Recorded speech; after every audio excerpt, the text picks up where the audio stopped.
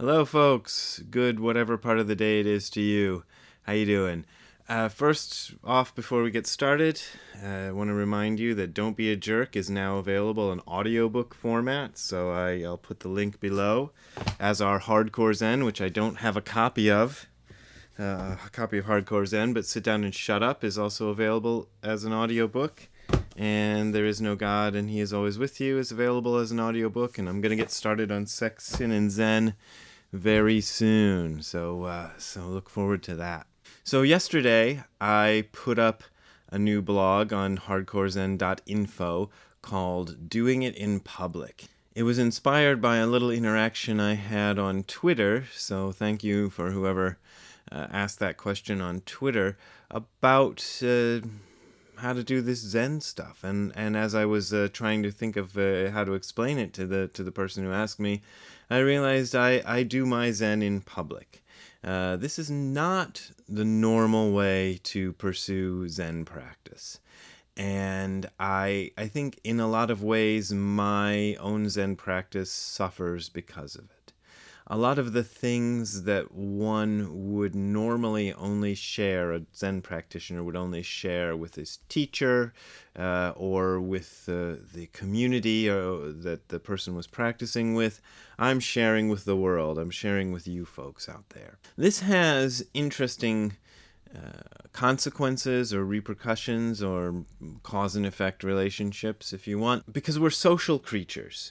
We human beings don't survive alone in the wild. This is how we this is what we do. This is probably the cause of a lot of our troubles. It's a source of a great deal of strength for us as creatures, but it's a cause of a lot of our troubles. One of which, pertinent to this, is that human beings are very sensitive to praise and criticism because we need to belong.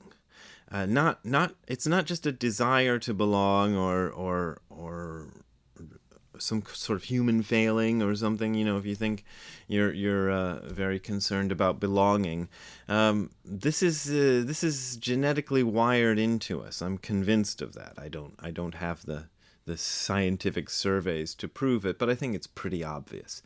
And so we're very sensitive to criticism, we're very sensitive to praise, because praise means we're accepted by the community, and criticism means we might be in danger of not being accepted by the community, in which case we'll lose our support system, and the support system is necessary for our survival. In terms of Zen practice, the community becomes important because there's a community of people who are also practicing with you. This means that they are going through some of the same things that you're going through. It doesn't necessarily mean you have to like them or agree with them or have the same political views, as we've been talking about, as your fellow practitioners. These things are not necessary. All that's necessary is that you are practicing with them. Now, when you do what I do, which is share your practice with the world, what you end up with is the whole world kind of participating in this praise and criticism business. The praise part of it tends to be a big problem with teachers who go public. Often they get very seduced by the praise that they receive, and they want to keep it going. So they'll try saying things and doing things that they believe will get them more praise. So it's not just a money thing. People focus on that a lot when they're talking about scandals among spiritual teachers, but I think the money is certainly a factor, especially for some people. But it's not the deciding factor. The deciding factor is more praise. They want praise because praise means acceptance, and acceptance means continued survival. So it's very deep in the brain to want this. The other thing you get is criticism. When I put out blogs and books and videos like this and things, I am opening myself up to the world. Most of the people in the world don't practice. In my original draft of my blog yesterday, I said most of my readers don't practice. I don't know if that's true, so I changed it. But certainly a lot of my readers and a lot of my viewers, and maybe you out there watching this right now, don't practice. And so a lot of what I say about practice won't exactly resonate with your experience. You're going to be thinking about what you imagine practice to be and what you imagine a person who has practiced a long time ought to be like, and kind of making judgments based on that, which is fine. Everybody has a right to their opinions, even if their opinions are baseless. You can't do anything about that. The problem comes for the person who exposes themselves to this, because we're very sensitive to criticism. It's impossible not to be, because you are built to be sensitive to criticism. So when the criticism starts pouring in, even if you understand the mechanism of it, even if you understand that it's not based on anything, it's going to affect you. So I would say anybody who is interested in getting into Zen practice, they would be better off not to make it a public practice. I would not advise that at all. The reason it's a public practice for me is largely accidental. I was trying to be a novelist and wrote a few novels that I couldn't get published. So I wrote a nonfiction Zen book, more or less as an experiment to see if I could even write a book about Zen or write a nonfiction book. And when I finished the book that was originally called Sit Down and Shut Up, but was retitled by Wisdom Publications Hardcore Zen, I thought that book was unpublishable. But I knew the game, and I knew how to send a book out to publishers and agents and whatnot. So I sent, I don't know, between 5 and 10 queries out. I don't remember. I remember it was not many. And mostly I got rejected, but I got one publisher who wanted to put it out. It surprised the hell out of me. I didn't expect that at all. I almost turned down the offer because I thought the book was so unpublishable. But I put out the book, and now I have a career out of this. But I wouldn't advise this as a good method for practice, which is one of the reasons. Well, it's a reason for a couple of things. I have stopped interacting with the comments section, and this is probably frustrating a lot of people. I even took the comments section away from my blog, and on Facebook I no longer participate in the comments.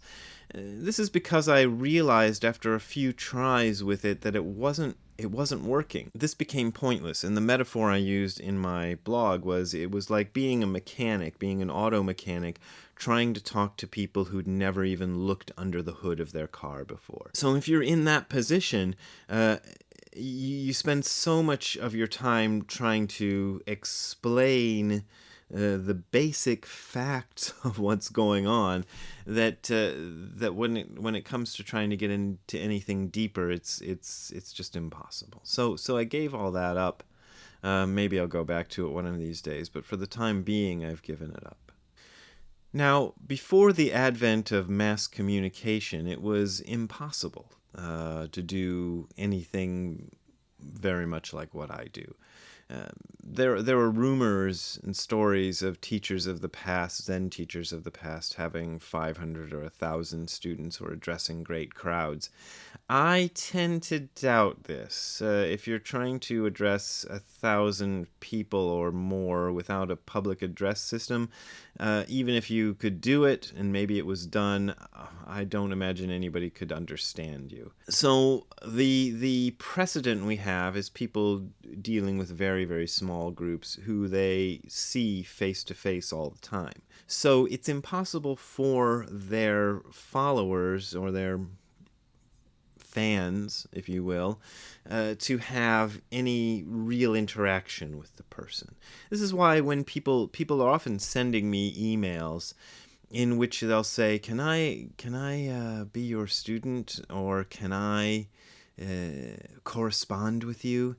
The answer is send me as many emails as you like. I'll put the email address that's best right down below in case you want to do that. I try to reply to everything. Occasionally things get lost.